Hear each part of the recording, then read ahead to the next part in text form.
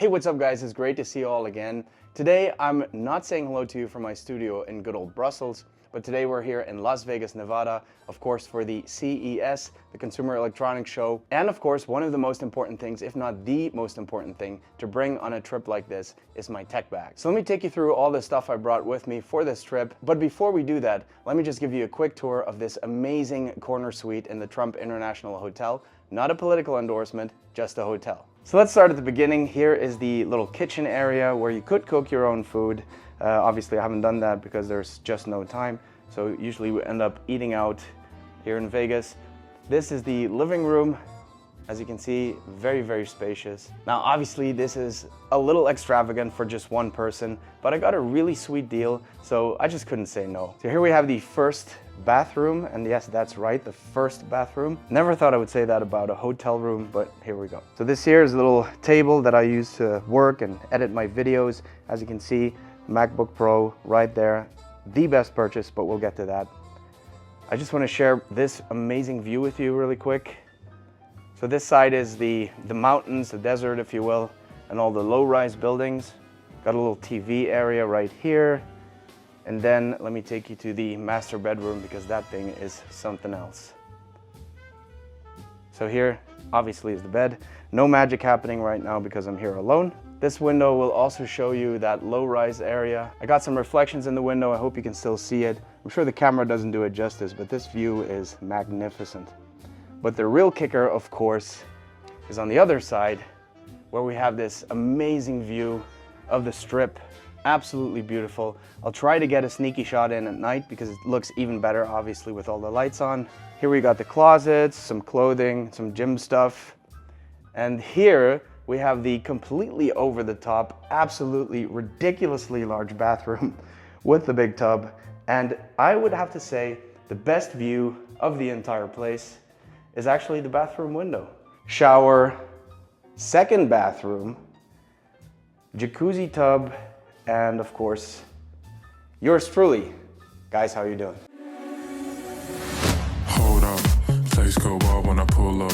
They all on me like it wants. Hey, what is up guys? It's great to see you all again, and if you're new here, I'm Patrick and this is where I ramble about tech and other stuff. So like you saw in the intro, we're not in my studio, we're here in the Trump International Hotel in Las Vegas. As you can see, the lighting is not optimal. It's not going to be a scripted video. It's a bit of a deviation of what you're used to. Today we're just shooting the, you know what, I'm gonna show you what's in my tech bag, and we're just gonna have some fun. So starting off with my phone, as you probably guessed, this is the iPhone 15 Pro. There's a couple of reasons why I brought this. One is that it simply just integrates with my other Apple products really well. And the other reason, and probably the more important reason, is the fact that this has a really, really solid camera. And especially for events like CES, there's just always going to be a couple of occasions where I don't want to reach for my camera, set it up, you know, and then take a shot. I need a quick shot. I'll just whip out my phone, take the shot, and move on. It's really perfect for that, and the quality of these cameras these days is really that good that I could easily integrate it into one of my videos and most people wouldn't notice. Now moving on to my tech bag, and I am making air quotes because of course this is not really a tech bag. Usually I would take my Peak Design backpack or a sling, but in this case I had to choose what to take on the airplane, so I decided to take my fancy bag, and also this one fits way more stuff. I don't really need a backpack, so this was an easy choice. So inside, let's start with the laptop. Just quickly about the case, this is a cognac leather sleeve by Walnut. There's a couple of things I like about this thing. First of all, it's really supple leather, which I really like. The cognac brown, I'm a sucker for that. But most importantly, the zipper. It's a really good zipper, and it doesn't hit the laptop when it's inside. Very important, obviously, especially with something like the Space Black. It's not scratch resistant whatsoever, so you're gonna wanna have a case or a sleeve with zippers that do not touch the inside. Obviously, this is all felt, so can definitely recommend.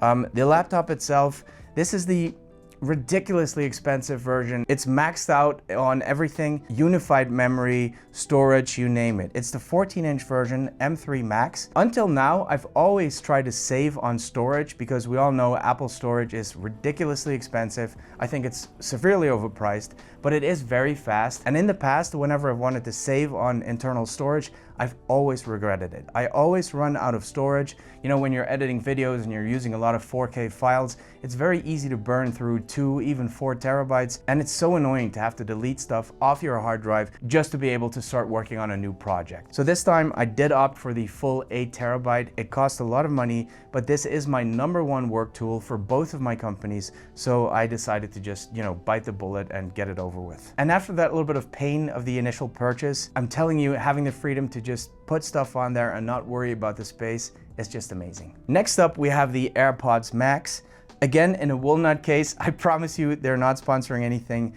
This case is also leather, same story, great zipper, great leather. There's this little cutout in the back where you can actually charge the headphones without taking them out of the case, which is really great.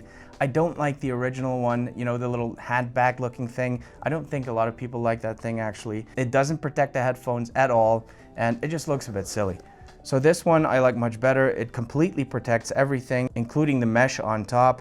There's a little thing here for the cable, which is important for me because when you're editing videos, you want to have 0 latency. I mean, they're great in terms of Bluetooth. There's almost no latency, but when you're editing, you want no latency. So I do use the cable. It's really good that you can keep it here. And this part is magnetic, which is also very useful because it means that if you close it, they actually go into low power mode, which is important because, as most people will know, you cannot turn off these headphones, which is ridiculous, but true.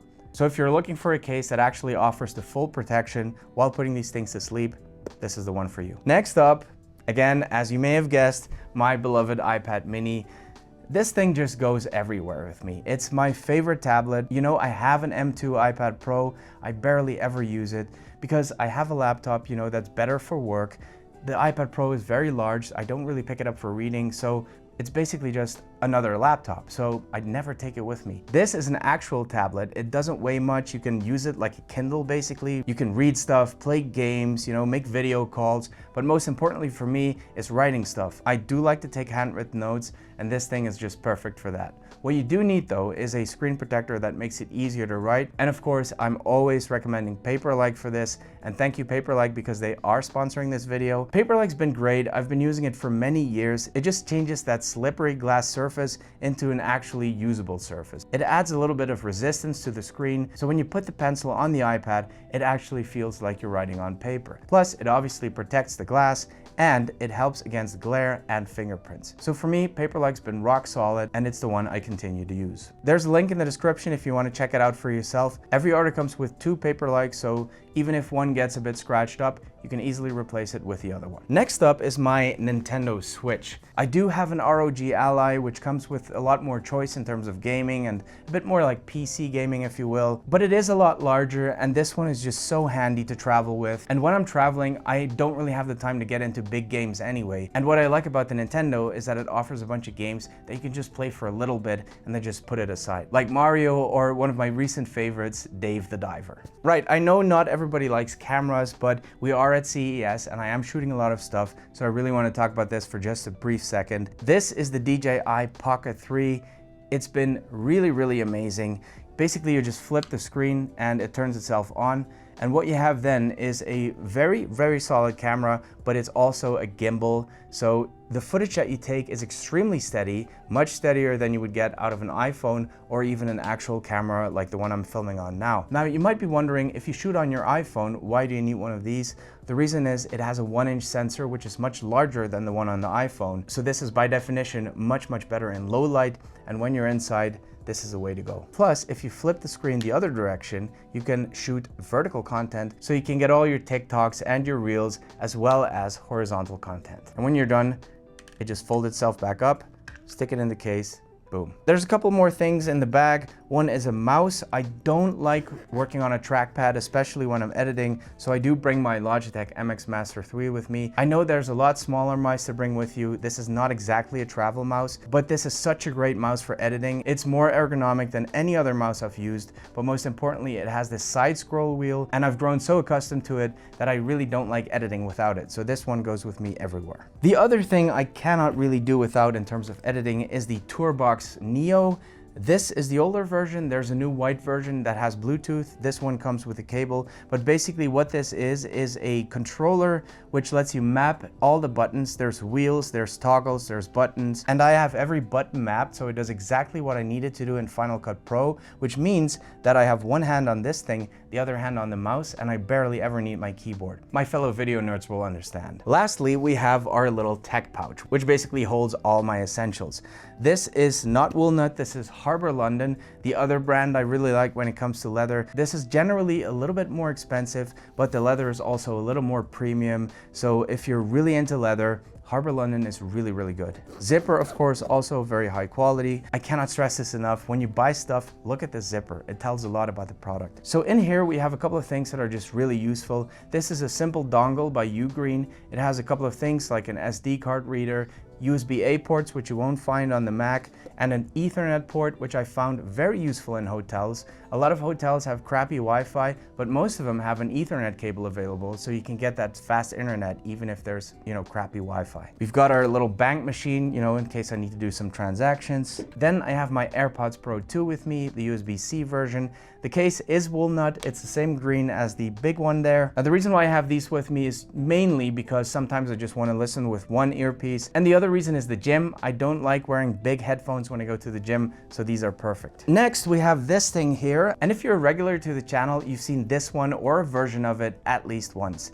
This is a foldable charger by Kushu, spelled Kuxu, but I think you pronounce it Kushu. You got your phone charger right here. This is for the AirPods, and when you pop out this thing, you can charge your Apple Watch Ultra. Now, what I like about this new version is two things. The new look, which is basically a wood laminated look. The other ones are all fully aluminum or plastic, so this is a nice change. But most importantly, the Apple Watch charger now delivers 5 watts instead of 3 watts, and it does make a huge difference because it means that it fast charges the Apple Watch Ultra. The 3-watt chargers that you get on most third-party devices, they only trickle charge it, which means I always had to bring the actual Apple charging cable to charge my Apple Watch Ultra. But with this thing, I get to charge all my devices, fast charging, and when I'm done, just fold it up and put it back in the pouch. Can highly, highly recommend. Links in the description. Next, another absolute must for me. This is a Ugreen power bank, but what makes this one special is two things. It has a 25,000 milliamp hour battery, which is a lot of juice. And the other thing is that it's a 145 watt charger. You don't see that very often on a portable power bank.